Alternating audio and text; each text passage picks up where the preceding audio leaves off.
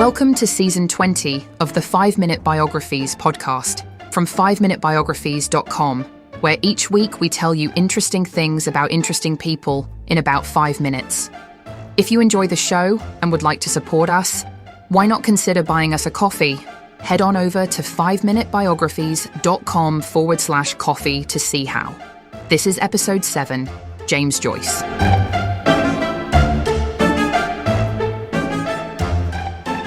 James Augustine Aloysius Joyce was born on the 2nd of February 1882 in Rathgar, a suburb of Dublin, Ireland. He became one of the most influential writers of the 20th century, renowned for his modernist approach to literature and his groundbreaking use of stream-of-consciousness narration. His works, including Ulysses, a portrait of the artist as a young man, and Finnegan's Wake, redefined the novel as an art form and left an indelible mark on literary history.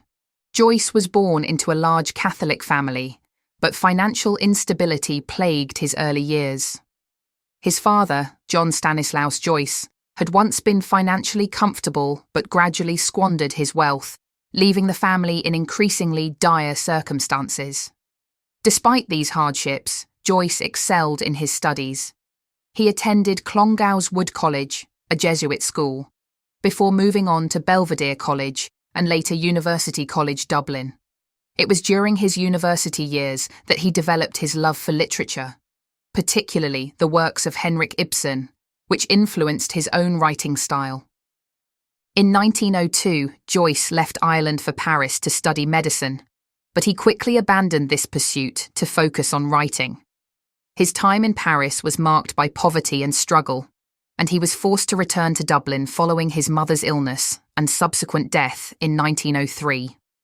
This period deeply affected him and would later find its way into his writing, particularly in A Portrait of the Artist as a Young Man.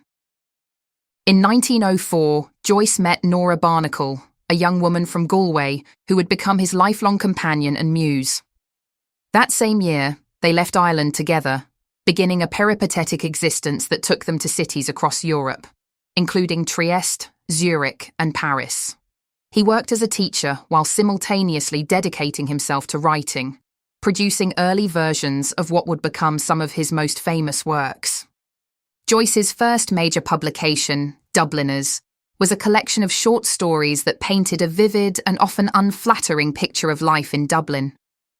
Published in 1914 after a protracted struggle with publishers who objected to its realism, the collection remains one of the most celebrated works in Irish literature.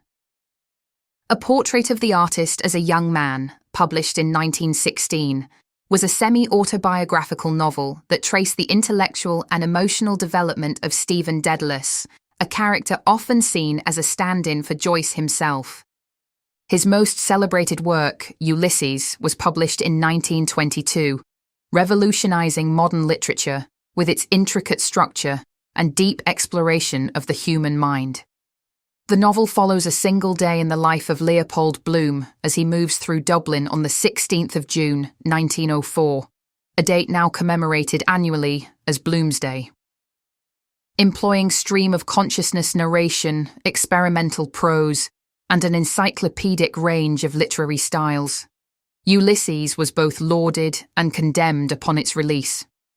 It was banned in the United States and the United Kingdom for alleged obscenity, leading to a protracted legal battle before it was finally published in full in 1934. Despite the controversy surrounding Ulysses, Joyce continued to push literary boundaries with Finnegan's Wake, published in 1939. This novel, written in an intricate and almost impenetrable language, explored themes of history, mythology, and human consciousness in a dreamlike structure. Though some critics dismissed it as unreadable, others hailed it as a masterpiece of linguistic innovation. Joyce's later years were marked by increasing health issues, particularly concerning his eyesight. He underwent multiple surgeries for glaucoma and cataracts, yet he continued to write and correspond with fellow authors and intellectuals. During the Second World War, Joyce and his family were forced to leave Paris, eventually finding refuge in Zurich, Switzerland. On the 13th of January 1941, Joyce died in Zurich following complications from a perforated ulcer. He was 58 years old. His death marked the end of a literary career that had fundamentally reshaped the novel and influenced generations of writers. He was buried in Flunton Cemetery, where his grave remains a site of pilgrimage for literature enthusiasts worldwide. Joyce's legacy is one of unparalleled literary innovation. His ability to capture the complexities of human thought and experience, coupled with his fearless experimentation with language, ensured his place among the greatest writers of all time. Ulysses continues to be studied and celebrated, while his influence can be seen in the works of writers as diverse as Samuel Beckett, William Faulkner, and Jorge Luis Borges. His depiction of Dublin remains one of the most evocative portrayals of any city in literature, despite his self-imposed exile from Ireland for most of his life. Though Joyce was often at odds with his homeland, his work remains deeply rooted in Irish culture and history. His exploration of identity, religion, and national consciousness reflected both his personal struggles and the broader tensions within Irish society. His reputation has only grown over the years, with numerous statues, museums, and literary festivals dedicated to his memory. Bloomsday, celebrated every 16th of June, continues to draw readers and scholars to Dublin, retracing the steps of Leopold Bloom and honouring Joyce's monumental contribution to literature. Joyce's impact on modernist literature cannot be overstated. His innovative use of stream of consciousness, interior monologue, and non-linear narrative structures reshaped the form of the novel. He challenged readers to engage with literature in new ways, demanding attentiveness, interpretation, and an appreciation for linguistic experimentation. While some of his works remain daunting for casual readers, they continue to inspire scholars and writers to explore the boundaries of fiction. More than a century after the publication of his earliest works, Joyce's influence endures. His novels, essays, and letters offer a profound insight into the mind of a writer who sought to capture the full spectrum of human experience. Whether through the intimate struggles of Stephen Dedalus, the everyday musings of Leopold Bloom, or the dreamlike wanderings of Finnegan's Wake, Joyce's voice continues to resonate.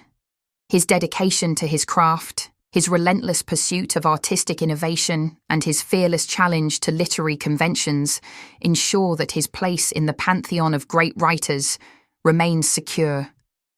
Joyce's Dublin, his language, and his vision remain as compelling today as they were in his lifetime, a testament to the power of literature to transcend time and place. Thanks for listening to the 5-Minute Biographies podcast from 5minutebiographies.com. If you enjoyed the show, please leave us a review wherever you get your podcasts, or if you would like to support us more directly, why not consider buying us a coffee? Head on over to 5minutebiographies.com/coffee to see how. Also, why not check out our other 5-minute podcasts, which you can find at 5minuteproductions.com. Thanks for listening, and I'll see you next time.